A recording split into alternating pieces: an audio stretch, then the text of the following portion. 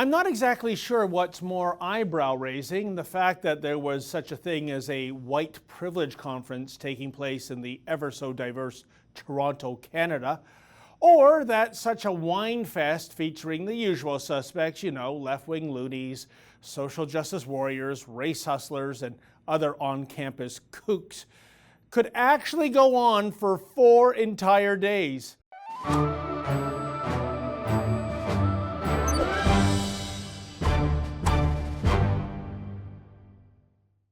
So, what is white privilege to begin with? Great question, folks. You see, this honky decided to go down to my old alma mater of Ryerson University to get educated about the supposed special advantages that are inherent to white people. I wanted to report firsthand on the propaganda, the Enlightenment, that was being spewed by the progressives. But a funny thing happened on the way to the forum.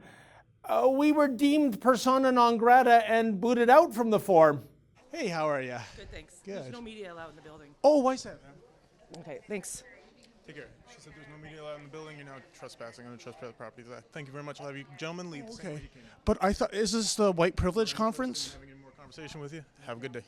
But if I have white privilege, aren't I allowed to come in here? Not interested in having any more conversation with you. Have a good day. Thank you very much. I'll ask the lady that. Ma'am, excuse me. If this is a white privilege thing, why can't I exercise that white privilege to come in? I've asked you to leave, and now you're not leaving. How come you're here? Because I work here. But you're white. Okay, thank you. Out of the building. Shouldn't you be a black security guard, or? Well, so much for white privilege indeed. I mean, if my skin tone grants me automatic special privilege, why was I given the bum's rush?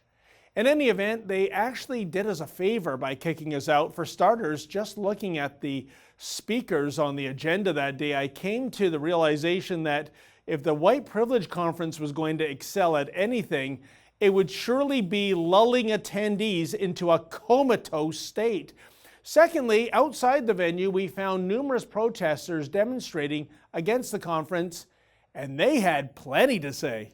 Every one of us really hates political correctness. Yeah. However, we as well hate racism. Yeah. Where are those who every day chant political correctness and radical equality? Where are they? They're in their safe space. Where is Antifa? Where is Antifa who every day slander us as white supremacy? It's too early for them. They're sleeping in mom's basement. I see your sign says racism isn't born, it's taught. Ryerson, what are you teaching? What does this mean exactly? Well, I'm a Ryerson graduate. I graduated from Ryerson in 1982 in civil engineering technology. There was a time when the community college system that Ryerson was a part of was about teaching skills so that people could go out in society and have some skills and earn a living. And that's what I did. I graduated as civil engineering graduate. But here, fast forward now, this is, I think we should rename it Social Justice University. It's Sue Ann Levy at the Sun came up with that slogan. Because what is Ryerson doing? They won't have Jordan Peterson speak, but they will have an overtly racist conference take place. There's no way of getting around it. If you have a conference that's called the White Privilege Conference, in its very title, in its very name, it's a racist conference. Well, I have kids, and I'm very concerned about their future. I can't stand the thought that white students are being targeted, racially targeted, in their own schools. For this so-called white privilege conference, they're charging $750, which to me... Holy smokes, that's how much it costs to get in here? Yeah, for the weekend. What a racket. Yeah, no kidding, it's just a money-making scheme for them. Do you at all buy into the premise that white privilege indeed exists? I think it exists to a degree, but I think mostly it's hard work, getting out there and standing up for yourself. If you can stand up for yourself, you can overcome anything like white privilege or racism or anything. You just have to do things properly and handle things properly. Now, I always strive to give both sides of the story, so we attempted to interview attendees who were exiting the conference. How odd that so many seemed afflicted by cat got my tongue disease that day. Say, ladies, how's the white privilege conference going? It's actually great. Oh, yeah. Is there white privilege? Geez, I really don't feel privileged here. Everyone's in that building is stumping me. Hey, ma'am, how's the White Privilege Conference going? It's great, thanks. Oh, yeah? What have you learned today? Lots of stuff. Such as? Are you ashamed of that you're white? She's sending out some text. Must be really important. Hey, ma'am, how you enjoying the White Privilege Conference? Zoom.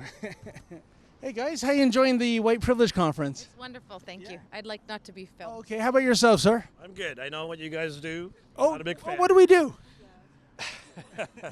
No, thanks. No. Can you tell us anything you've learned from the White Privilege Conference, sir? No, I'm good. Thank you. You're good? Okay, have a nice day. How's the White Privilege Conference going? Fantastic. Absolutely wonderful. What did you learn about white privilege, ma'am? I've learned that we have a lot of work to do in this country. Oh, yeah? Yeah. Such as what? How should we correct white privilege? You got to change the whole damn system. And how would we do that, ma'am? Could it get any worse? Oh yeah, check this out, folks, in which me, the adorable one, gets cussed out for being a transphobic mother effer. Oh, hey ladies, how you enjoying the White Privilege Conference? I don't want to talk to you. You're not a lady? I don't want to talk to you. Oh, okay. What are you then? I'm sorry, are you a man then? Should I say? Transphobic mother. Get away from this person. Does not want I- to speak with you. So Transphobic mother. stand back Why would you use such profanity? because that's what you're doing. You're having no respect. Someone says they don't want to speak with you, you stand back. Usually a respectful term for a woman is lady, and I was corrected that she's not a lady. It's not respectful. That's not respectful. No, it's not. What should I call a woman? You can call someone a person. A person. Well, how would you like to be called? A person. So you're neither male or female? Like, is there something on the gender spectrum? Like, I don't know, unicorn spirit, something like that? Well, hello there. That didn't seem to go that well. Then again, in fairness, the conference wrapped up on the eve before Mother's Day. Maybe that's what she meant by that mother you-know-what comment. So, what did we learn from the White Privilege Conference? Well, not a hell of a lot. Look, I'm pretty much a free speech absolutist. If you want to run such an idiotic race-baiting conference, go for it. But does the taxpayer have to be on the hook for this racist rubbish too? Because check out the sponsors, folks. Numerous publicly funded colleges, including Humber and Seneca.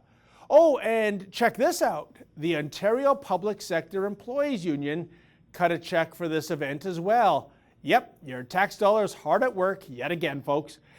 But get this, just check out the skin tone of the head honchos at many of these august institutions. Well, here's the president of Humber College, Chris Whitaker, and here's the president of Seneca College, whose slogan, by the way, is diversity and inclusion. It's Mr. David Agnew. And here's the dean of Ryerson's Faculty of Communication and Design, another sponsor, Charles Falzon. And looky here at who heads up that OPSU union. It's Smokey Thomas. Does that look like a smoky complexion to you? I mean, just look at all that wicked whiteness, that insidious ivory. It's hateful honkies galore. So here's my suggestion to all those whitey race hustlers sucking on the public teat. You want to end white privilege? Then lead by example, guys, and resign immediately so those who are more diverse can have your cushy jobs. For the Rebel.media, I'm David the Menzoid Menzies. Hey folks, I hope to see you on Saturday, June the 2nd, our second annual Rebel Live. We've got Ezra Levant, Sheila Gunn-Reid, John Cardillo, so many more, including Katie Hopkins. Please go to therebellive.com and get your tickets today.